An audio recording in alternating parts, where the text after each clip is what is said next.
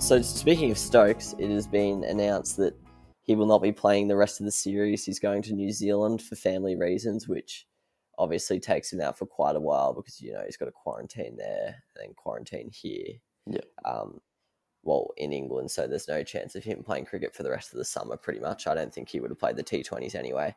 Obviously, I don't really like talking about the sporting impact with stuff like this or like long-term injuries because it's obviously pales in comparison to in importance. It's just a game, really, cricket. But in terms of the impact on the England team, I think it's pretty huge. Although he hasn't done too much in the last two tests, I think England were a batsman short in the way they've been picking their team at the moment. I think they're a batsman short. I think Butler at 6 and Wokes at 7, although they did really well this test, is ambitious at best.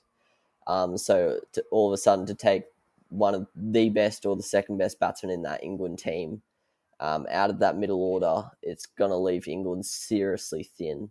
Yeah. Do you think with Stokes leaving the team, do you reckon they have to go back to Butler at 7 and then pick two batsmen?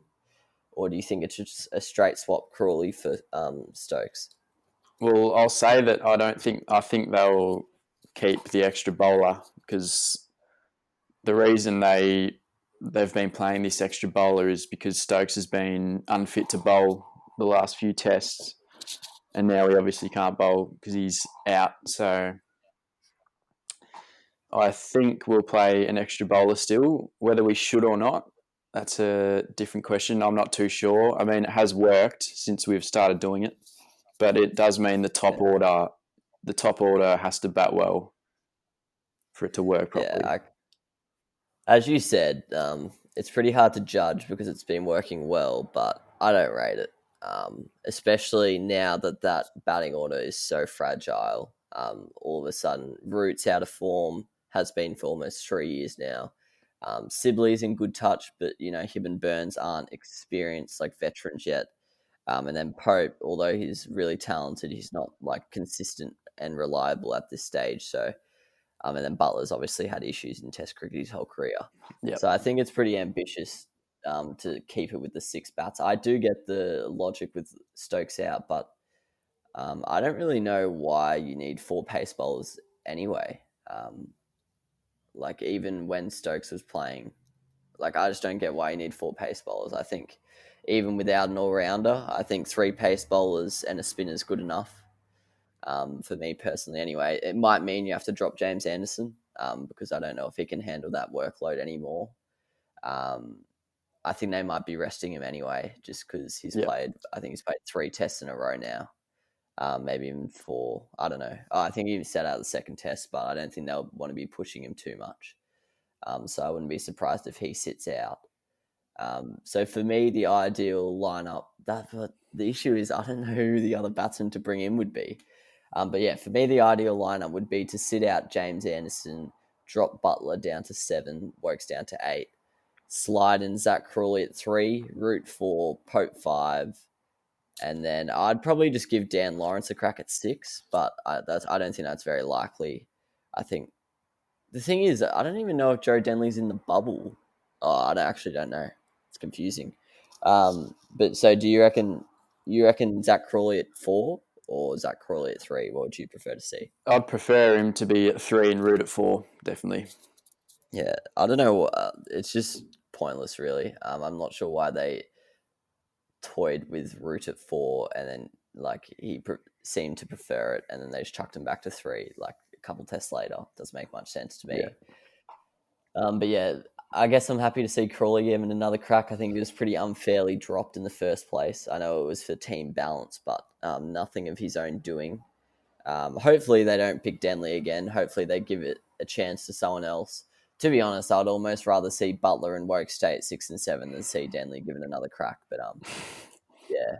So that's pretty much it for the test. In terms of Pakistan, were you impressed with their side, or do you think England will win this series pretty comprehensively? Well, my initial thoughts were these blokes are way better than the West Indies, but then we dominated them on the last 2 days. But they still are better than the West Indies, so I could see them winning a game. especially Yeah, with Stokes out now. yeah. I think it'll be a very good effort if England whitewash them. Yeah, I think 2-1's probably the most likely series result. If the weather holds. But yeah, I don't know. I don't know. I think both teams are in a very similar spot. I think they're both a batsman short. Although the middle order of Pakistan's very strong. I think Shadab Khan at 7, although he did have a nice little cameo in the first innings, I don't think he's good enough to be at number 7, really. He was just like padding up and running. So he's clearly not like a talented batsman. But the problem is, when we were talking about this in the predictions and preview episode, the other batsmen in their squad are no good either. They're in really bad form and they've never really done anything in their test careers. So I don't really know what they do. I think they've got to stick with it. They were pretty close to a win after all. It was just one wicket away, really, from winning that test. So I think they'll probably stick with the same lineup. I think the bowling attack's fine. yeah, So yeah, they've just probably got to lift. I did think Babar Azam would struggle, although he made 70 in the first innings. Both innings he got out similar way, schnicking off, trying to play a pretty aggressive cover drive. I did think he would have issues with that because he's a very fluent player. He likes to feel the bat on the ball, which he can't do in England. But yeah, Azhar Ali really needs to lift. They were saying something outrageous, like his average is 14 outside of Asia. really. Yeah, I don't know if that's 100% It correct. must be Maybe that's just huge in Asia then. yeah, I don't know if it's just in England or, but yeah, I'm pretty sure they were saying 14 or something for outside of Asia, which is outrageous. That's yuck. Yeah, and he's the captain, so that he needs to lift in particular. But yeah, I guess we'll just see how it goes. That's pretty much it for that. We've just got to see how the next 2 tests roll. I have to say, I was thinking about this before we came on air. It's frustrating because all the one-day guys are back playing county cricket, which is good to see. But then I'm pretty sure this is the only round they can play before they go into the T20 bubble. And then before you know it, they'll be playing IPL. And nowadays with the modern cricket calendar, it's just so hard for these guys to like impress to make the test team if they're playing limited overs cricket. Yeah, Like, I don't really know how Johnny Bairstow has the time to show that he can still play test cricket without like sacrificing his limited overs career a little bit. I guess that's the decision they've got to make. But Johnny Bairstow is someone, I don't know how it all works because I don't know if you have to have been in the bubble this whole time to be picked in the team. But Johnny Bairstow is someone who it would not shock me if they gave him another crack, especially if they need someone to bat low like number 6 or something.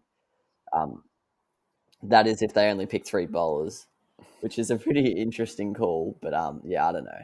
It's probably not too likely, really, is it? It doesn't make much sense, but I know they do love Johnny. yeah. I doubt it. Yeah, it's true. But no, it's exciting when all the one-day and T20 players play county, like Tom Ben's playing for Somerset, I think it is. But yeah, it's sad that they don't get more cracks at it. It's a miracle! Oh, yeah! What about that one? Unbelievable! Balotelli, Aguero! Crowd cheers. Here's Siddle.